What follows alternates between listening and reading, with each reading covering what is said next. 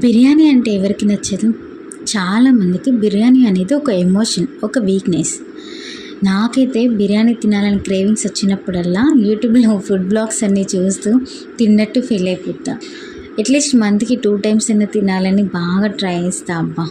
అది బయట అవ్వదు అనుకుంటే ఇంట్లోనే నేనే చేసుకొని తింటా. అంత ఇష్టం నాకు. ఇంకా హైదరాబాద్‌లో చాలామందికి బ్రేక్‌ఫాస్ట్ నుండి డిన్నర్ వరకు బిర్యానీని ఈజీగా తినేస్తారనిపిస్తది.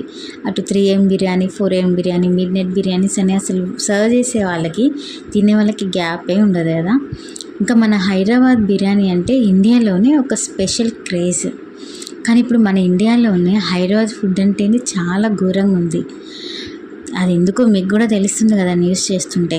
అండ్ మయోనీస్ కూడా బ్యాన్ అయింది. బట్ సర్వ్ చేస్తూనే ఉన్నారు ఇంకా చాలా ప్లేస్లలో. బట్ టేక్ కేర్ అండి, మీరు బయట తినేటప్పుడు కొంచెం ఆలోచించి తినండి. పాసిబుల్ అయితే ఇంట్లోనే తినండి.